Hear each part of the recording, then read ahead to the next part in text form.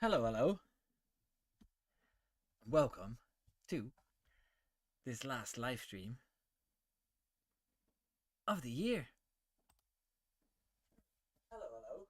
Oh, welcome. Wait a minute. This last live stream of the year. Oh,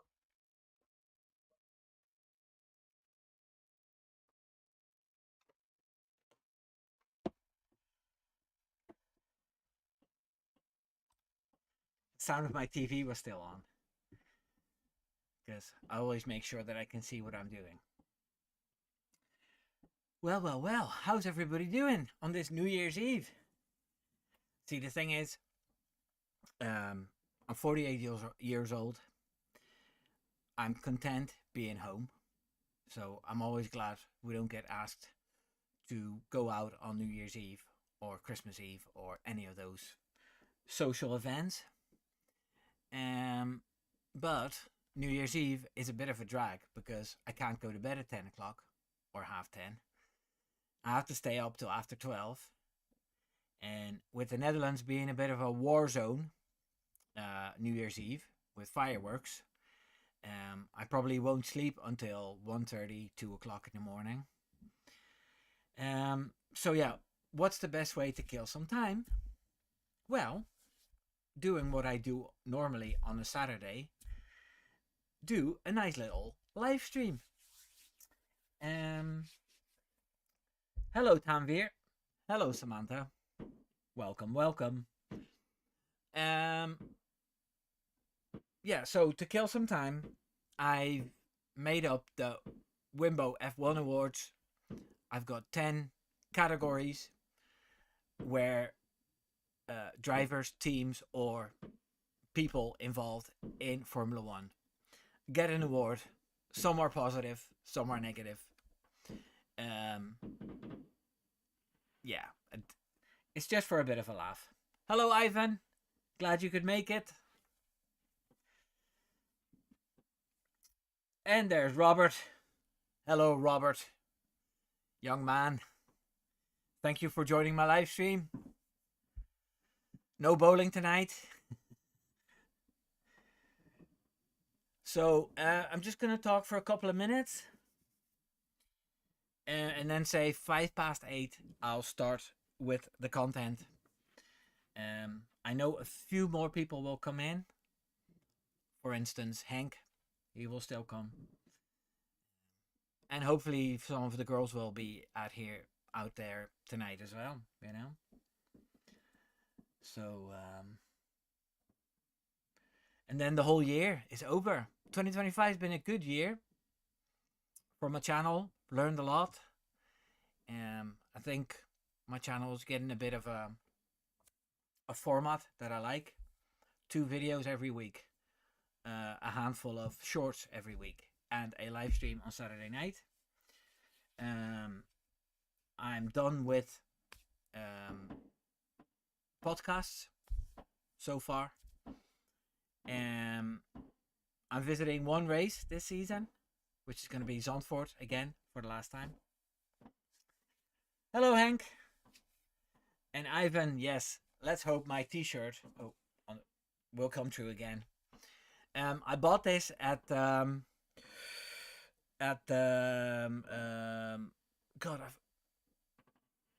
I forgot the name of the store. Castor, yes. Castor in England, in a town called Fleetwood. Yes, from Fleetwood Mac. No. Yeah, so it was in a discount. So actually it was a present from my sister-in-law who lives in England. We were there for Christmas. Had a nice time. Ate a lot of turkey. We had turkey for Christmas. We had turkey leftovers the next day. And we had turkey for lunch the day after that. But it was still nice. So see how Henk calls this Old Year's Night? See, in Holland we have Oudejaarsavond, which is Old Year's evening. And then tomorrow is New Year's Day. Yes, which is, well, Nieuwjaarsdag.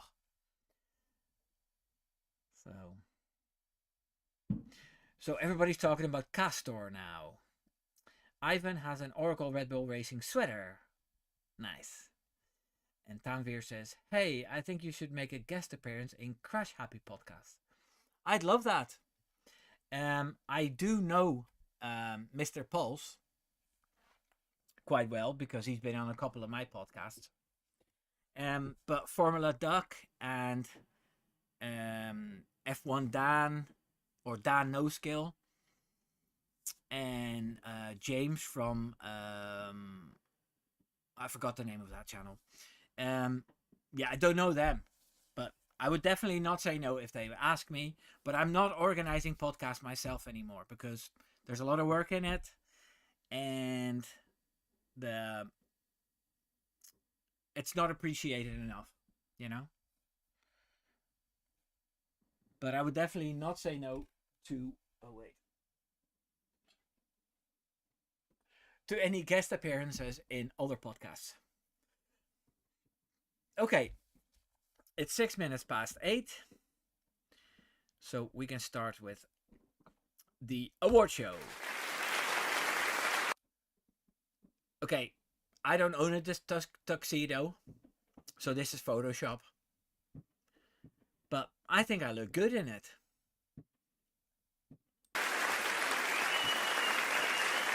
Okay, and the first category is the Roman Growjean Award for Most Spectacular Crash. Guys, do you have any idea who should be on the list for Most Spectacular Crash? Because there were a few big ones. I think Yuki Tsunoda in Imola in Free Practice 1, that was a very significant crash, and it looked spectacular the way he just flew himself into the barrier. And it had quite a consequence for him as well for the rest of the season, because after that moment he was behind. He was behind a lot of the upgrades now. You know, Max got his upgrades first because, he didn't crash, and it turned out that Yuki Tsunoda had to get used to a lot of things. Tanveer says Jack Doohan. Jack Doohan didn't close his DRS at one point. I think that was Australia But that's not it. Hank's got the correct one. So let's continue with what I've prepared.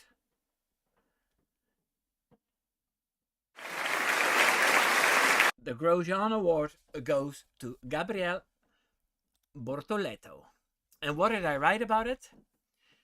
During the 2025 Sao Paulo Grand Prix weekend at Interlagos, Brazilian rookie Gabriel Bortoleto suffered a terrifying high-speed crash on the final lap of the sprint.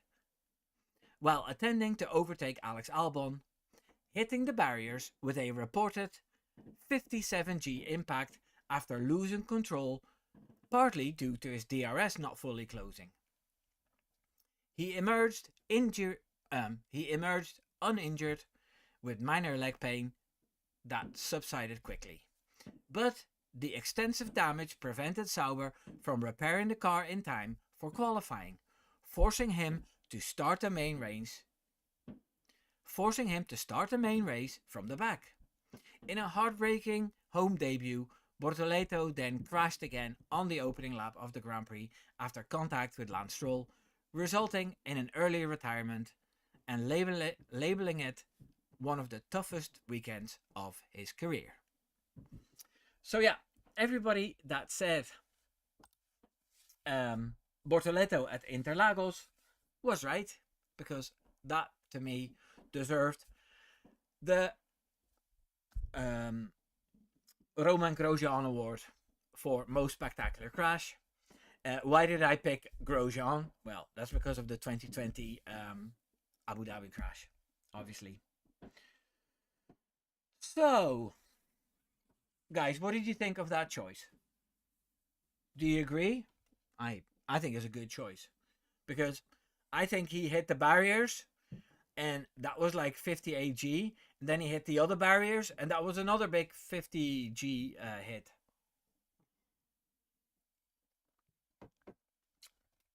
So yeah, quite impressive. Um, True, Ivan. Um, Bortoletto didn't go upside down, and Tsunoda did. But yeah, the impact and all the damage, all the stuff flying around. But yeah, Tsunoda in FP1 in Imola was another good choice. But I picked this one. Okay, and then the next category. Robert would also stick with Tsunoda. Okay.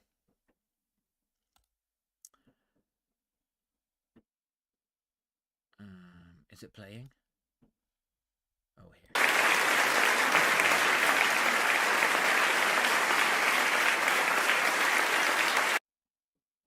Award number 2 is the Major Bottle Award for biggest blunder. Now, I have to say that the biggest blunder could be from a team principal, it could be from a whole team, a whole strategy team, it could be from a driver. Yeah, could be anything. So, yeah, have your guesses. What do you consider the biggest blunder of the 2025 season? Okay, Ivan says that it's Oscar Piastri, and you're talking about the whole Azerbaijan weekend where, yeah, not many things went right. He had a bad start and then he crashed out trying to overtake. Hank says Norris crashing into his teammate in Canada. That would have also been a good choice. But I'll give you a hint. It was a blunder from a strategy team of a certain team. Yeah. Robert says the Hamilton and Ferrari combo was the biggest blunder. And well, you're not wrong there. That choice was hard to defend, but we'll talk more about that later. So, guys, do you want me to reveal the answer? Okay. Let me press play here. Guys, do you hear applause when I press this?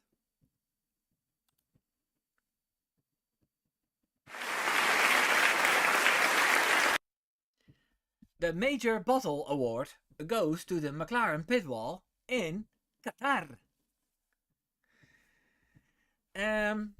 I'll give you some context. Oh, Tanvir got it. Red Bull in Spain, Qatar.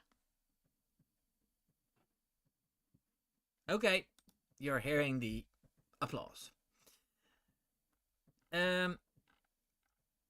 Okay, so the Major Bottle Award goes to McLaren for not pitting in Qatar. And here's the context. During the 2025 Qatar Grand Prix, McLaren drivers Oscar Piastri, who was leading, and Lando Norris, who was third, opted to stay out when a safety car was deployed on lap 7 following a crash, where virtually every other team, including Red Bull with Max Verstappen, pitted to take advantage of the free pit stop under the mandatory 2-stop race due to Pirelli's 25 tyre limit. This decision, which team principal Andrea Stella and CEO Zak Brown later admitted was a mistake, as they hadn't expected the entire field to pit, left the McLarens disadvantaged, forcing them to make normal speed stops later. As a result, Verstappen undercut them effectively, overtook for the lead after their pits, and won the race with Piastri finishing second and Norris fourth, keeping the Drivers' Championship alive for the Abu Dhabi final.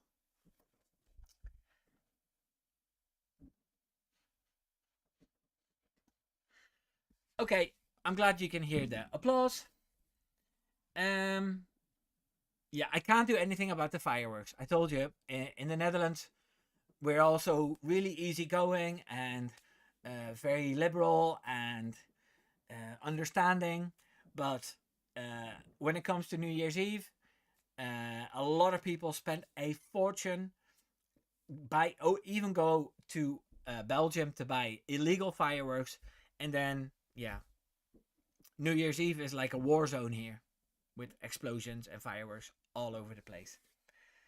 Um, so yeah, I can't do anything about that. Yeah, so that was a major blunder because it handed Max the win, and a driver like Max doesn't need a big opportunity to win a race, and this was handed to him on a platter, and it caused a lot of stress for McLaren in Abu Dhabi. But in the end, it didn't matter because Lando still won the championship. But yeah, it was pretty stupid. And see, the McLaren team with their papaya rules and stuff, they say they're gonna keep on continuing this way. So if the championship is a little bit tighter next season, then you won't see a McLaren driver become a world champion unless they have a super dominant car again. But yeah,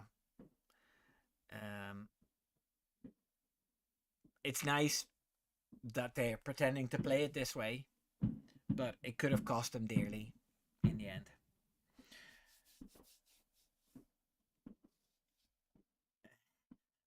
Samantha says, I'm not expecting you to fix it, but I did get up to the telly to figure out what the weird popping sound was.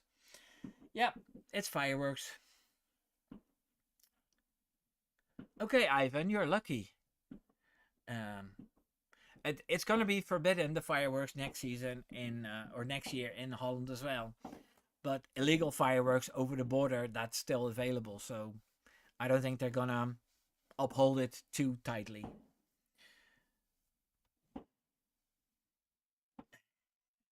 Is in the same war zone, close to the German border, so might even be more illegal fireworks because German sells it too. Okay, let's go to the next category.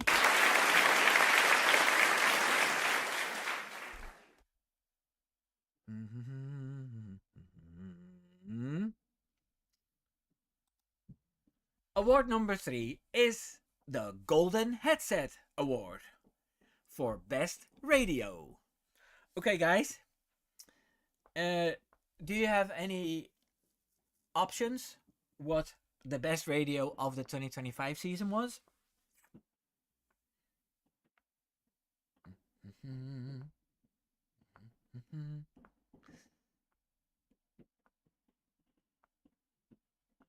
Oh, Robert, I didn't know you were in Denmark.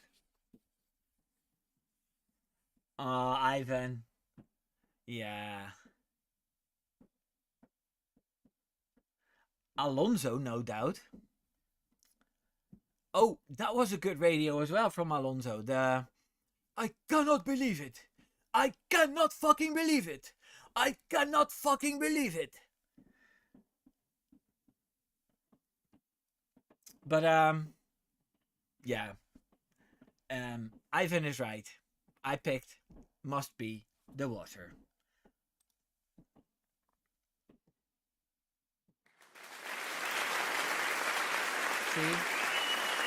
See, the guy there is Brian Bozzi, and I'll give you the context right now. The Golden Headset Award for Best Radio Message goes to Ferrari Must Be the Water. During the rainy 2025 Austrian Grand Prix in Melbourne, Charles Leclerc radioed his race engineer Brian Bozzi to report that his seat was full of water. suspecting a car leakage amid the wet conditions.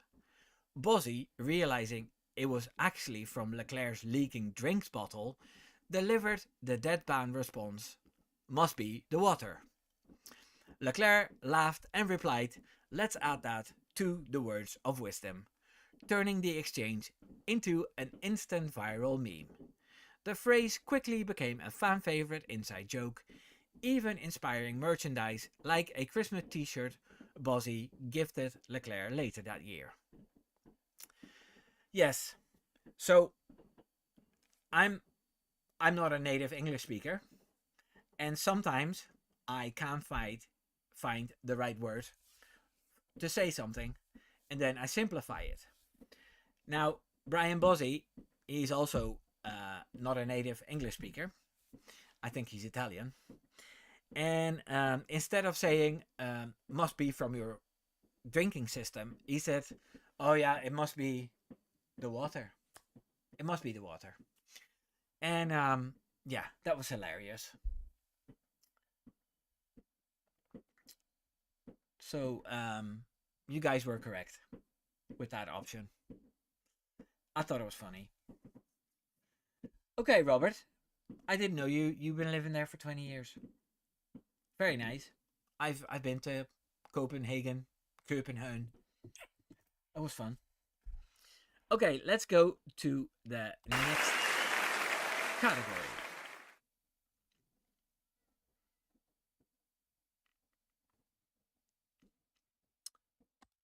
Award number 4 is the Frank Capra Award for Most Wholesome Moment. Now, I have to explain this. I'm a movie buff, and Frank Capra is a movie director. Now, his films are always full of wholesome moments. His films are like wholesome lessons in life. His most famous film is It's a Wonderful Life, the Christmas movie where a man goes through his whole life and wants to kill himself, and then he gets saved by an angel, and then he looks at his life afterwards and realizes that, you know, all the bad stuff that happened led to something really good. And then in the end, you know, he says every time a bell rings, an angel gets his wings. Yes, that's why I chose this little Christmas angel from the Capra movie. It's a Wonderful Life. Now, what was for you the most wholesome moment of the 2025 Formula One season? I'll wait. Robert says Max and GP after the Abu Dhabi Grand Prix. That was actually a beautiful moment. That made me tear up a little bit. Ivan says for me it was Max and Andrea Kimi Antonelli in Styria after the crash. Hank says Saint Anthony of Constellation with Hajara. I actually didn't like that too much. It was a bit too staged. But it was nice to see people hugging. But for me, it was to do with a result that a certain driver who's been in the sport for very long had never achieved. That was a big hint. Anybody got an idea? No? Okay. Here we go.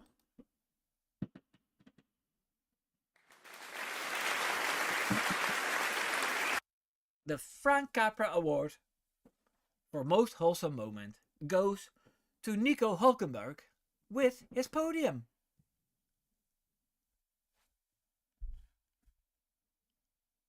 Yes. I see a lot of people are happy with that. Okay. Let me give you the context. The Frank Capra Award for Most Wholesome Moment in the season goes to Nico Hulkenberg with his podium at the British GP. At the rain-soaked 2025 British Grand Prix at Silverstone, Nico Hulkenberg finally claimed his maiden Formula One podium by finishing third for Kick Sauber, ending a record 239 race wait without a top 3 result. Starting from 19th on the grid, he capitalized on changeable conditions with flawless strategy calls, including a perfectly timed switch to intermediates after a safety car, to overtake drivers like Lance Stroll and hold off late pressure from Lewis Hamilton. The emotional achievement, hailed as one of the most overdue and feel-good moments of the 2025 season, marked Sauber's first podium since 2012 and was widely celebrated across the paddock.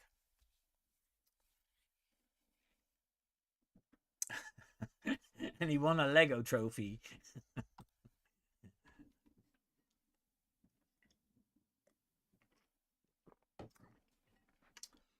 But I've always liked Nico Hulkenberg. There's totally no harm in him. You know, I never see him fighting really dirty, and he's always putting in really good performances. Yeah, he was once promised to be the next superstar, and that didn't entirely happen. Also due to the teams that he drove for. But for him to still be here and to perform at this level, it's amazing. And then to see him get a podium, that was just a wholesome moment. And it's a pity that the McLaren boys didn't spray him enough. But yeah, the whole spraying competition is a bit silly. But it would have been nice if they honored him a little bit more. And Robert says that's also why Max and Nico are good friends. Oh, wait, I forgot something. Ivan was saying something. That was a great moment indeed. There was an exit clause in Horner's contract. He has to leave if Nico finishes on the podium. That's why Max was the first to congratulate him. I think you're making this up, Ivan. I'm pretty naive, but I don't believe this. Okay, let's go to number 5.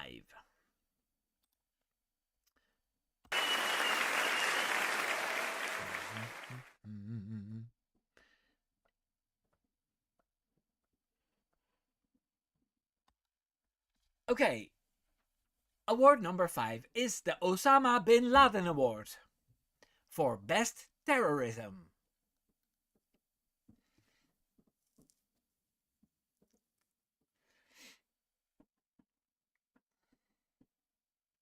I know you were trolling, Ivan. So, guys, who do you think is a candidate for the Osama Bin Laden Award? I'll wait before I reveal the answer.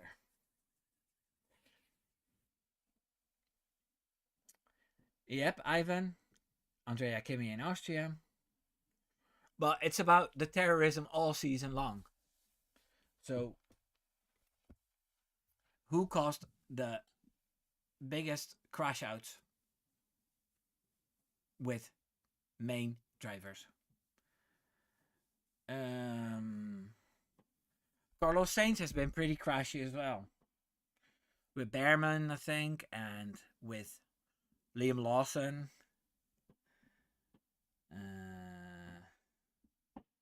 But I'll give you the answer because it's not that difficult.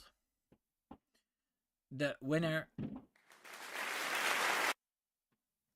of the Osama Bin Laden Award is Kimi Andrea Antonelli. Hey, Steve Tadman.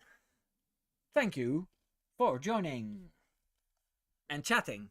Because people, if you're watching this chat or this live stream, please say hi so we know you're watching. Okay? Okay, so let me give you the context.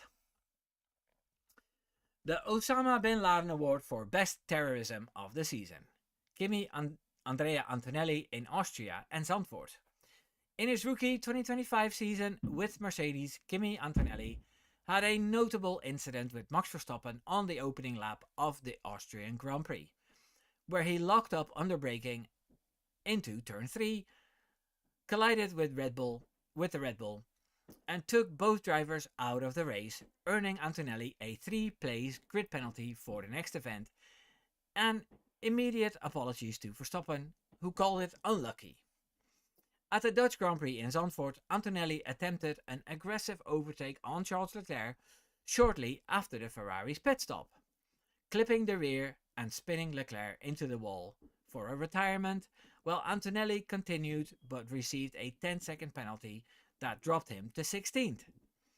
Later in the season, at the Sao Paulo Grand Prix, a multi-car collision on a race restart saw Oscar Piastri penalised for primary blame after tagging Antonelli's rear, which in turn caused Leclerc's front wheel to be damaged and force his retirement, with Leclerc noting Antonelli shared some responsibility for not leaving enough room. So yeah, I think Antonelli should have gotten a penalty for what happened in Brazil as well, with the restart, because Piastri had every right to go for that gap and to stay where he was, and nobody expected Kimi Antonelli to just dive on the inside again after leaving that gap open for so long. If there's a car there, you can't just turn in like there's nothing there. And then the fact that he got clipped, and then his car was straightened out again by poor Charles Leclerc, just showed how silly Antonelli's move was, and how lucky he was to not retire, because like Leclerc catching him saved his race, which was weird. Yeah, Ivan agrees with me that the penalty for Piastri in Brazil was just a bullshit.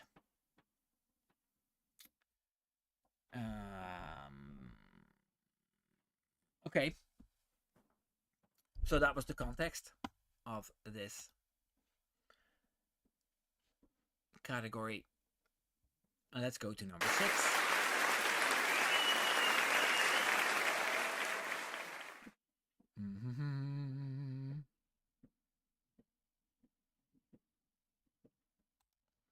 Okay, number 6 is the Lance Stroll Award for most uninspired season.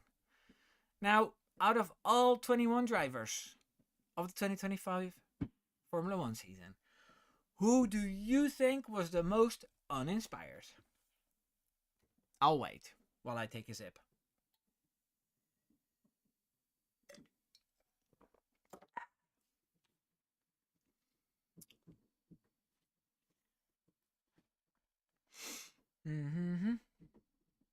Anybody? No? Colapinto, Lewis, Piastri, and Samantha says Lance. Steve Tadman says Kimi Antonelli. No, I think all the people you guys just mentioned are pretty inspired. So I picked only one person that really deserved the Lance Stroll Award, and it is Lance Stroll.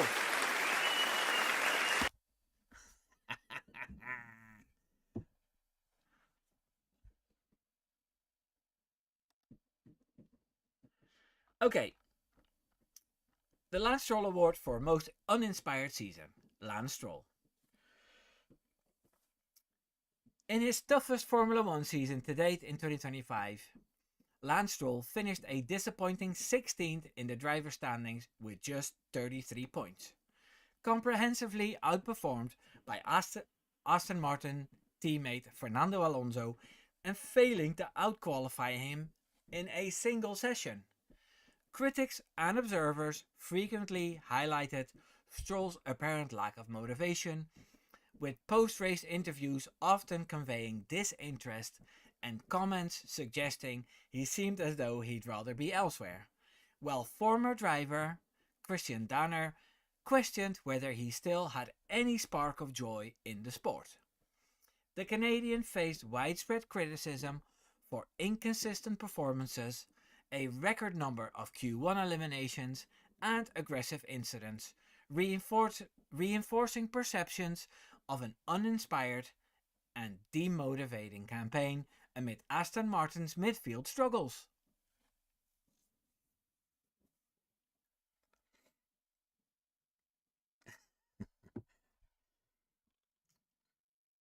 But Tanvir, you're saying he had some good races, but Calopinto had none. But you can't compare the Aston Martin, which was like the sixth quickest car, with the, what do you call it? The Alpine car, which was the slowest car. Statistics prove this. And don't forget, Colapinto was a rookie. And Lance Stroll has been in Formula One, I think, one less year than Max Verstappen. So he's in Formula One like for 10 years or something. So, yeah, there's no excuse for how uninspired Lance Stroll is performing. But, yeah, that's what happens when you're a Nepo baby. It's just what happens. Hey, Christina! How nice of you to join. I'm sorry you missed the first 5.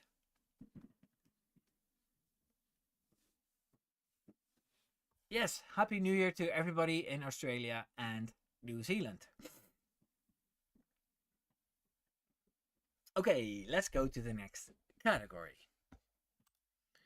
Enough said about Lance Stroll.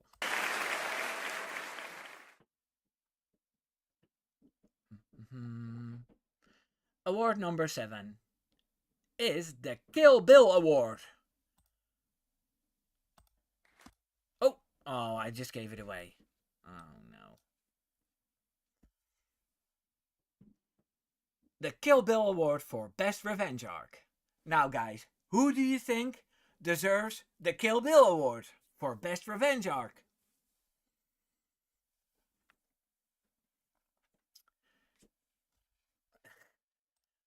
Just pretend you didn't see the answer.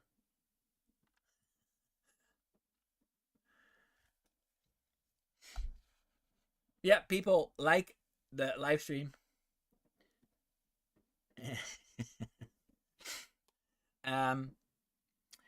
Also, guys, I don't know if you've noticed this, but I'm playing my live streams now without any ads because people were complaining about the ads, that I was saying something important and then, oh no, there's an ad that you can't click away. And at the end of one of my live streams, it would give me $30. Yes? So I'm annoying everybody who's watching the stream for $30. So, yeah, I just turned off the monetization on my live streams, and most of the time I'm lucky because some people will give me a super thanks, which is also nice. So, Robert has seen the answer and he's just pretending, who could that be? And then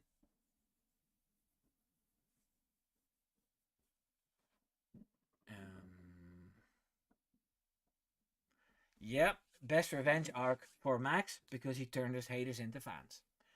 That was also nice, but it would have been even better if he won the championship. Okay, I'm gonna give you the answer. It's Carlos Sainz driving for Williams. Okay, and I'm gonna give you the context. The Kill Bill Award for Best Revenge Arc is Carlos Sainz's season at Williams. After being dismissed by Ferrari at the end of 2024 to make way for Lewis Hamilton, Carlos Sainz joined Williams in 2025 and endured a challenging start, struggling to adapt to the car and scoring few points while teammate Alex Albon outperformed him early on.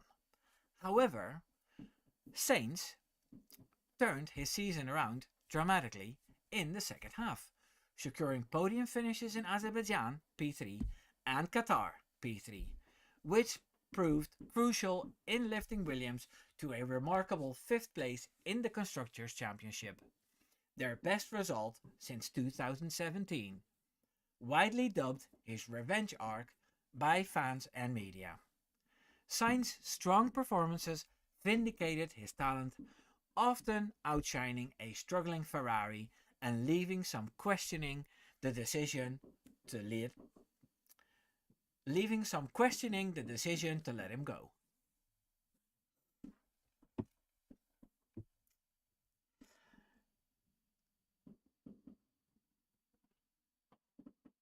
So Hank is happy that there's no ads anymore in my live streams. Okay, good to know. And Christina says he still finished lower than Hamilton in the Drivers' Championship. Yeah, but he scored 2 podiums. And I think it's just amazing that Carlos Sainz was so disappointed to be let go at Ferrari. Then he was disappointed that Mercedes and Red Bull weren't interested in him. So the big teams all sort of left him to it. And then the choices were Alpine and Williams, and he picked Williams. And I think with James Vowles there and the plans they have and how they keep improving, that it's a very good choice. And his choice got rewarded by gradually getting better and better. And then in the end, outperforming Alex Albon and scoring 2 podiums, and he scored a P3 in a sprint as well.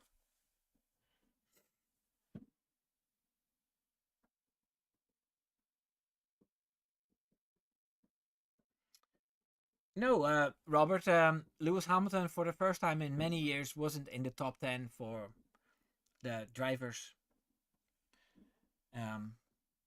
Yeah.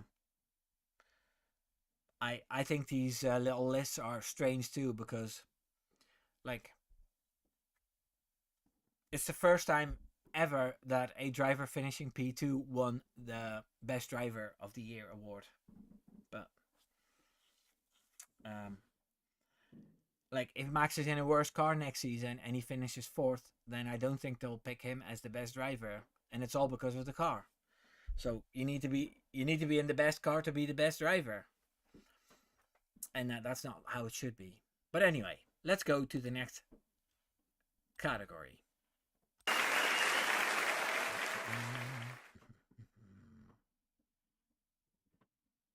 Award number 8 is... Oh! Going back a little bit. Award number 8 is the Daddy of the Year award for the driver who fathered the grid. Okay, guys, give me your guesses. But this one is fairly simple as well. Ivan says at least he's now in a team which doesn't need to stop inventing.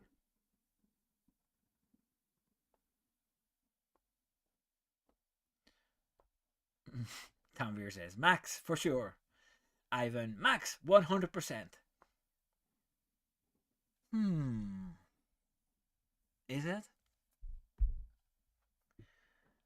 Tanvir says Dad of the Rookies. Okay, I'm gonna give you the answer. Guys, what do you think of this picture? Here. Sexy? Sexy picture?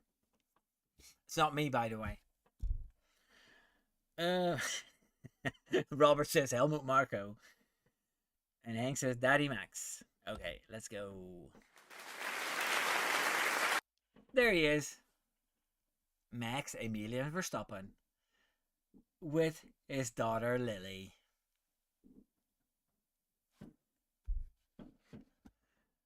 And I'll give you the context as well. Award number 8, the Daddy of the Year award for the driver who fathered the grid, Max Verstappen. In 2025, Max Verstappen became a literal father with the birth of his daughter Lily in April. Coinciding with coinciding with congratulations from the paddock, including teammate Yuki Tsunoda jokingly calling him Big Daddy, which sparked playful daddy references amongst fans and media. Throughout the season, featuring on an unusual large rookie class, Verstappen earned the affectionate nickname Dad of the Rookies from newcomers like Kimi Antonelli and Gabriel Bortoleto for his behind-the-scenes mentorship, advice, and supporting encouragement. This dual role, new dad off track and paternal figure guiding the grid's young talents, cemented Verstappen as the undisputed daddy of the Formula One grid in a heartwarming and meme-worthy narrative.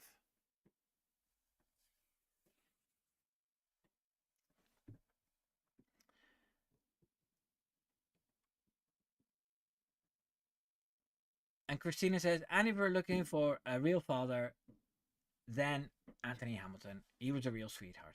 Hey, Marie!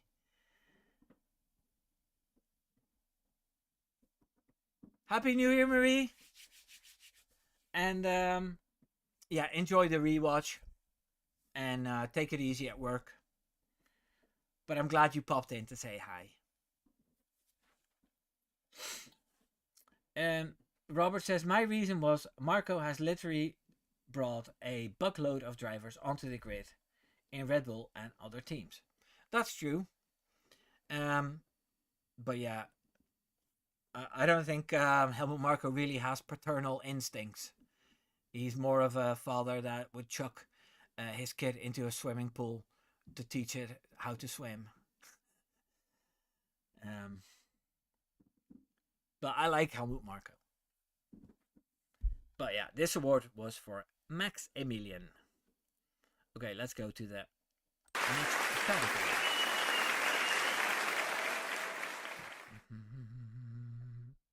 Award number 9 is the Dr. Emmett Brown Award for Best Innovator. Now, do you people know who Emmett Brown is? See, I like movies, so I'm always putting in a bit of movie references. But for those who don't know, Dr. Emmett Brown was from the trilogy Back to the Future. He was the professor that built the time machine, which was built into a DeLorean. And if it hits 88 miles an hour, then the flux capacitor starts working and you get sent to another time. Which was a great innovation. But, guys, who do you think was the best innovator of the 2025 season? And I'm thinking about a technical man behind the scenes. Yes? Ivan thinks it's Laurent Mekies. Henk is still talking about Back to the Future.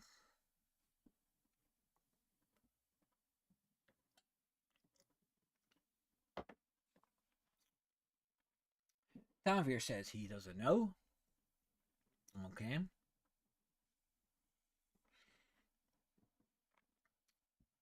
Yeah? No? Okay. Well, the best innovator, James Vowles, also a good chance. And there's the right answer from Henk.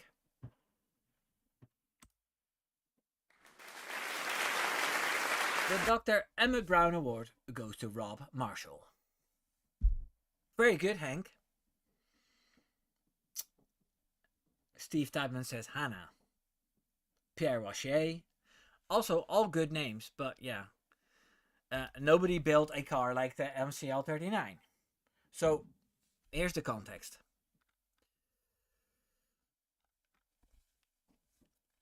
Award number 9, the Dr. Emmett Brown Award for Best Innovation in F1. McLaren's Rob Marshall. Rob Marshall posed from Red Bull in 2024 as McLaren's chief designer, earned widespread acclaim as Formula One standout innovator in 2025 for masterminding the foundational layout and mechanical platform of the dominant MCL39 the first McLaren car he fully oversaw from conception. His expertise in clever chassis packaging, cooling optimization, and integrating vehicle dynamics with aerodynamics allowed bold innovations across suspension geometry, radiator placement, and bodywork, creating a highly stable and versatile car that excelled on diverse circuits. This transformative influence propelled McLaren to defend their Constructors' Championship and secure Lando Norris's maiden driver's title, with experts crediting Marshall's winning mindset and marginal gains philosophy for turning the MCL39 into the benchmark machine of the ground effect era. Do you guys agree that this guy was very important for McLaren's rocket ship? I think he was. That's why I picked him.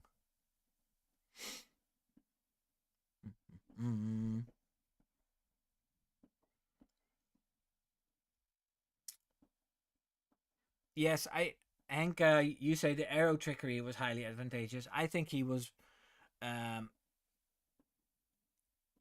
guy behind all the flex wings as well. You know, everything that flexes was Rob Marshall's idea.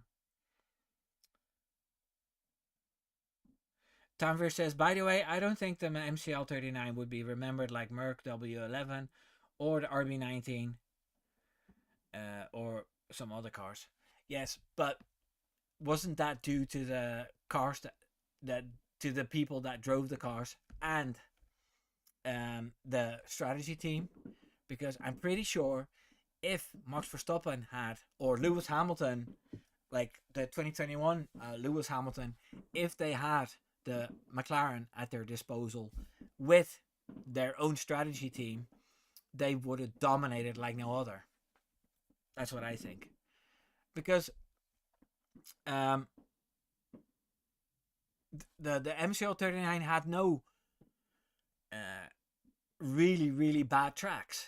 You know, tracks where they were nowhere. The worst performance a McLaren driver could do was a P5. And they did a few times as well. So, yeah, I think the MCL39 would have been used better by a better driver and a better strategy team. The papaya rules, what Ivan is saying, that ruined the advantage as well, because there were so many opportunities for one of the two papaya drivers to get pitted first without the other one crying, or strategy just focused on one driver and the other one being sacrificed, which they didn't. Exactly, Robert. McLaren had the best car, reliable, just a shit team and drivers. And Tanvir says the MP4.4 had Senna and Prost, W11 had Hamilton, the F2004 had Schumi, and the RB19 had Max. Exactly. Case closed. Okay, and let's go to the last award of this evening.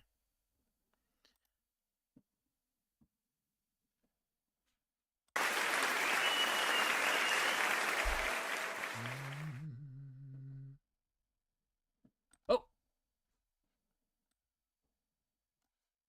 I went a little bit too quick. No!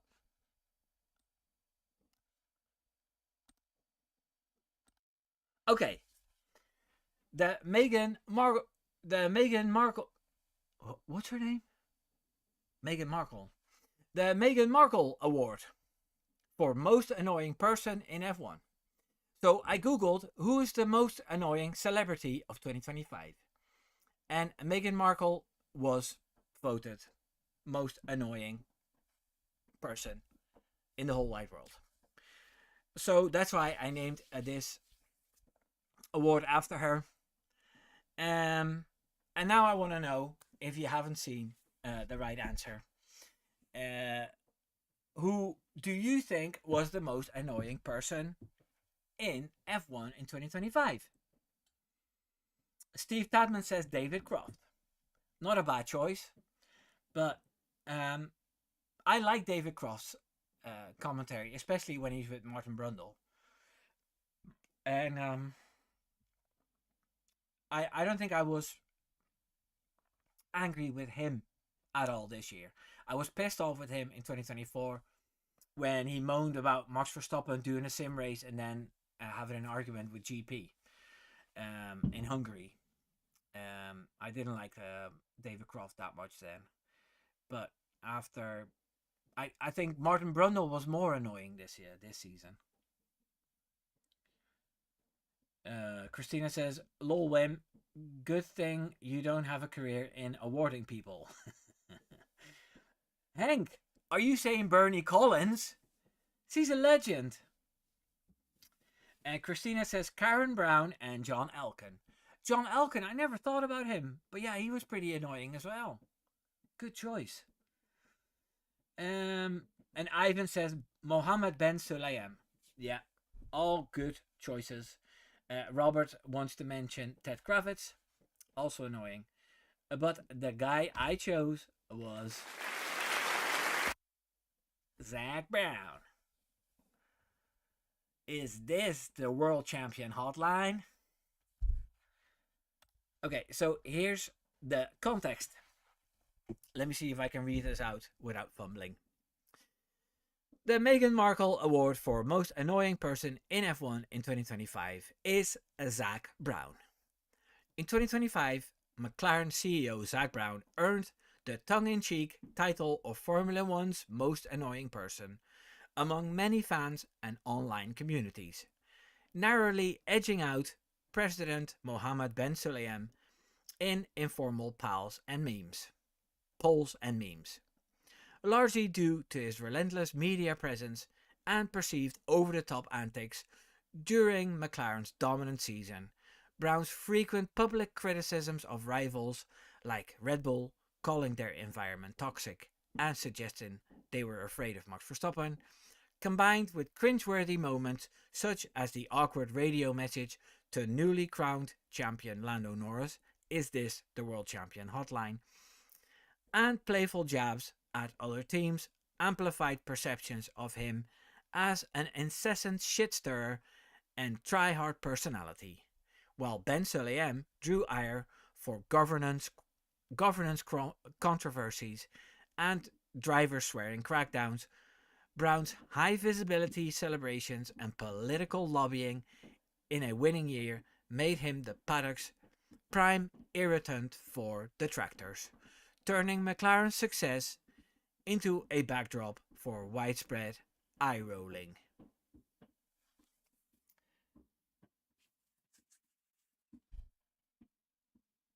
So I see most people agree with me that Zach Brown is the most cringe guy in F1. Christina agrees. And Tanvir says that was the most cringe world championship radio ever. I thought the same. And you know what was worse? He was talking, or Piastri was talking to his race engineer. And they were talking about, hey, good going and not a bad season. And then he jumped right in and he goes, hey, let's do this again next year. And I'm thinking, Piastri doesn't want to finish P3 next season after leading most of the championship. So let's not do that next year. Let's do everything a lot better next year.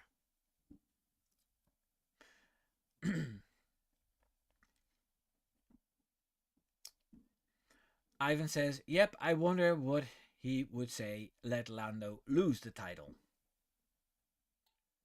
Hey, Martin, the lonely cyclist. You have a happy new year as well, Martin. I'm glad you popped in to say hi just before we're done. And don't drink too much because it's bad for you.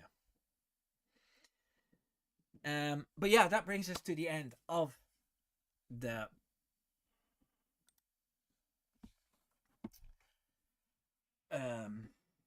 Wimbo F1 Awards, and I hope you enjoyed it. I hope you enjoyed my content. the whole year. I want to thank my members for paying that money every month. I do really appreciate it. I bought this new TV for my editing for it. And yeah, I hope to see you again the rest of 2026. And may all your dreams come true in 2026. I hope you all have um, good intentions to make 2026 an awesome year. And I hope you're all protected from all the bad things that can happen. Um, yeah, yeah, that's all I can say, really. Um, I had a blast in 2025, and I'm gonna try just as hard in 2026. And I hope you guys will join me on this journey. So, yeah, I think I'm just gonna log out. It's 9 o'clock, so it's time.